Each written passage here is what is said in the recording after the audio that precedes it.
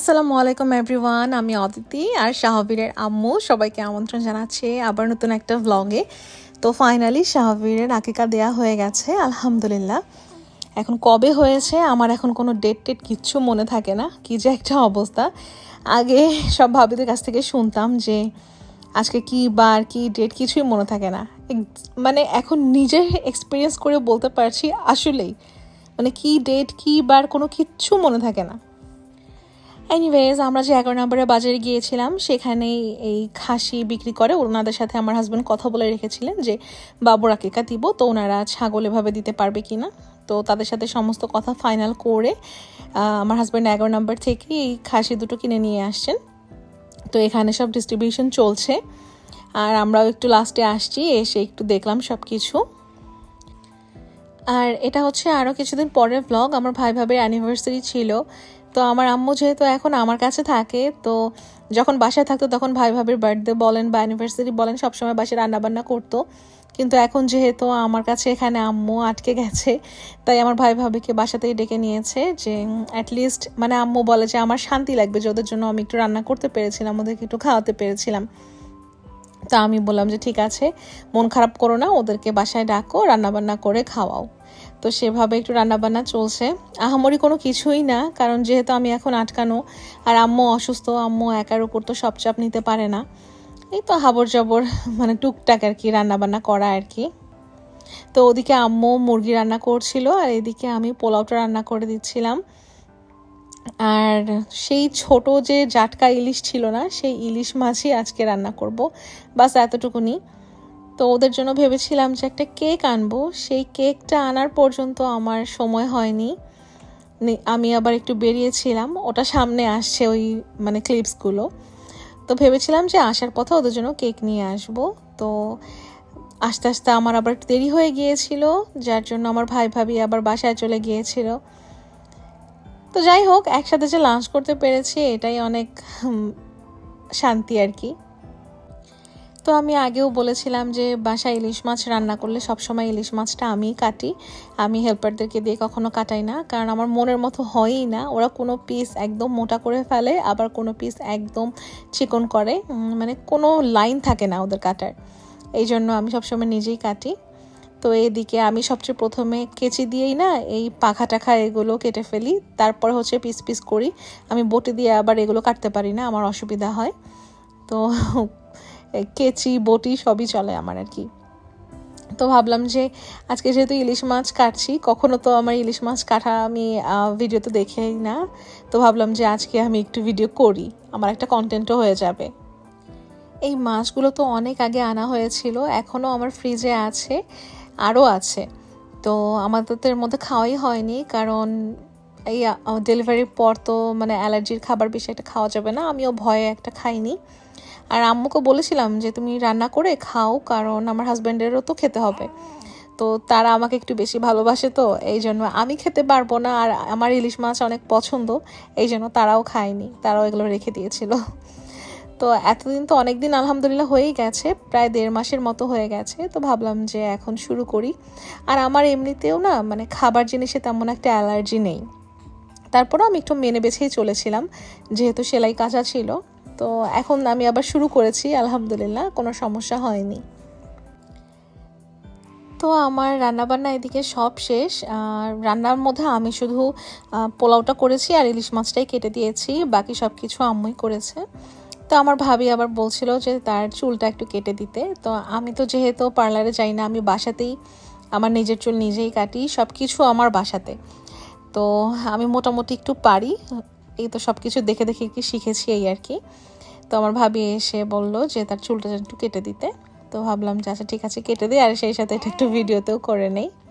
আর এদিকে কথা বলছি আর শাহাবি সাহেব তার আওয়াজ দিচ্ছে, সেও ভয়েস ওভার দিচ্ছে আমার সাথে। যাই হোক, তো আমার ভাবির চুলগুলো বেশ লম্বা হয়েছিল, কিন্তু ওর চুল না খুব তাড়াতাড়ি ড্যামেজ হয়। তো এই জন্য বললো যে একটু বেশি করে কেটে দিতে, যতদূর পর্যন্ত ড্যামেজ হয়েছে অতদূর পর্যন্তই ফেলে দিয়েছি চুলগুলো। তো ওর ইচ্ছা ছিল আমার মতো বব কাট দেওয়ার, কিন্তু আমার ভাই আবার রাগ করে, বলে যে না, চুল বড় সুন্দর এই সেই। তো আমার ভাইয়ের আবার বড় চুল পছন্দের জন্য ও আবার কাটার সাহস পায়নি, কিন্তু আমার আবার ওরকম কোনো কিছু না। আমার হাজব্যান্ডের আবার ওসব কোনো কিছু নাই যে চুল বড় থাকতে হবে, এই থাকতে হবে, ওই থাকতে হবে। আমার হাজব্যান্ড এত ব্যস্ত থাকে যে তার দেখারও টাইম নাই তার বউ মানে চুল কাটলো না, মুখে কি ক্রিম দিল না, মেকআপ করলো, এসব তার দেখার কোনো টাইমও নেই। একদিক দিয়ে ভালোই আছে যে মানে আমার পিছিয়ে লাগতে পারে না, সারাদিন কাজ নিয়ে ব্যস্ত থাকে, আমি আমার মতো থাকি। তো এদিক দিয়ে আলহামদুলিল্লাহ ভালো আছি। তো যাই হোক, এরপর খাওয়া দাওয়া শেষ করে আমি বিকেলের দিকে বেরিয়ে পড়েছিলাম, কারণ আপনাদেরকে একটা গুড নিউজ শেয়ার করা আছে। আমার ফ্রেন্ড মৌ আপুর আলহামদুলিল্লাহ ছেলে হয়েছে। তো আমরা 2 মাস আগে পরে কনসিভ করেছি। তো আলহামদুলিল্লাহ এখন আমরা দুজনেই একত্রে মা হয়ে গেলাম আলহামদুলিল্লাহ। তো মৌ আপুর জন্য আমি যাওয়ার পথে একটু ফুল নিয়ে যাচ্ছিলাম, কিন্তু হসপিটালে আবার ফুল অ্যালাউ করে না, এটা আবার এক ঝামেলা। পরে ভাইয়াকে ডেকে ভাইয়াকে দিয়ে দিলাম যে ভাইয়া আপনি এটার ব্যবস্থা করেন। আর আপুকে দেখলাম, বাবুকে দেখলাম, মাশাল্লাহ দেখে আমরা বেরিয়ে পড়েছিলাম। বেরিয়ে পড়ার পথে আবার একটু কফি খেলাম, কারণ বিকেলবেলা ওই যে আমার বাজে একটা নেশা হয়ে গেছে চা কফি খাওয়ার, এখন মানে কেমন যেন লাগে। এই জন্য হাজব্যান্ডকে বললাম আগে কফি খাওয়াও, তারপর দেখা যাবে পরেরটা। তো এখানে বসে আমরা আর কি কফি খেয়ে নিলাম।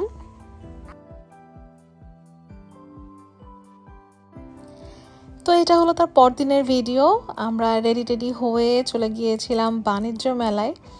তো মানে আমরা না এখন শাহবীরকে নিয়ে একটু বাইরে যাওয়ার মানে ব্যবস্থা করছি, ও যেন একটু বাইরের পরিবেশের সাথে একটু ইউজ টু হতে পারে। তো সেই ব্যবস্থাই আর কি আমরা একটু করছি, ওকে নিয়ে ঘুরছি।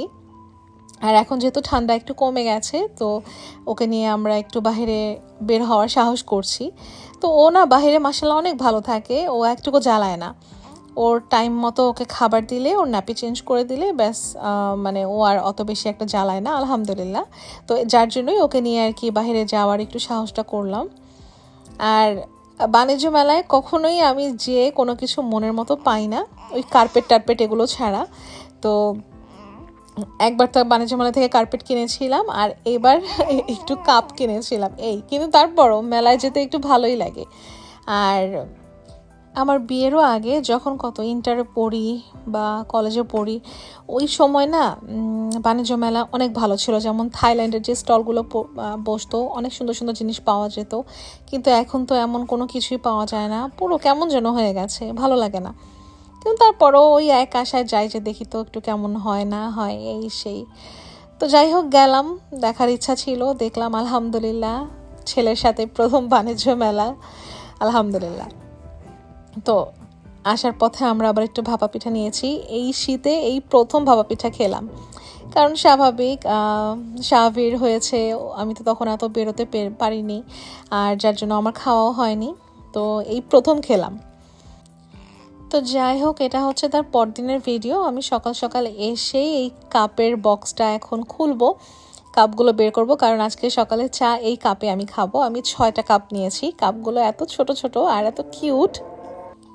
প্রথমে ভেবেছিলাম 3 জনের জন্য 3টা কাপ নেই, পরে ভাবলাম যে 3টা যেহেতু নিচ্ছে আরও 3টা নেই, পরে একটা সেট হয়ে যাবে। তো সেই হিসেব করেই 6টা কাপ নিলাম।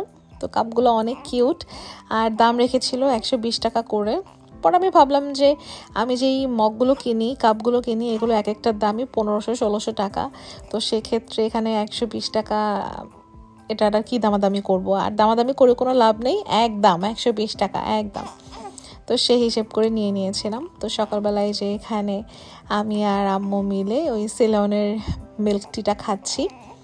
এখন আমরা চা জাল করি না, আমরা এখন এই রেডিমেড চাই খাই, আর আমার কাছে এটাই ভালো লাগে। আর এই যে সাহাবীর সাহেব খালি চিল্লাপাল্লা করছে, কেন বাবা? ওর ক্ষুধা নেই, ওকে মাত্রই ফিড করিয়ে দেন আমি এই ভয়েস ওভার দিতে বসেছি। এখন হচ্ছে তার ঘুম ভেঙে গেছে, তো এখন আর সে স্থির থাকতে চাচ্ছে না, তো এই জন্য সে একটু চিল্লাপাল্লা করছে। তো যাই হোক, এখন আমার সকালে নাস্তা না খালি এই চা বিস্কিটই হচ্ছে। আমি মানে একদম প্রপার ব্রেকফাস্ট করতেই পারছি না। আগে আমার ব্রেকফাস্টগুলো কত সুন্দর ছিল, এখন আমি খুব মিস করি আগের দিনগুলো। কিন্তু মানে আমি জানি ইদানিং একটু কষ্ট হচ্ছে, তবে আবার আমি ইনশাল্লাহ লাইনে চলে আসবো ইনশাল্লাহ। তো এনিওয়েজ, আজকের ভিডিও এ পর্যন্তই ছিল। ভিডিও ভালো লাগলে like, comment, share and subscribe করে দিতে পারেন। দেখা হবে ইনশাল্লাহ নেক্সট ব্লগে। টিল দেন টেক কেয়ার, আল্লাহ হাফেজ।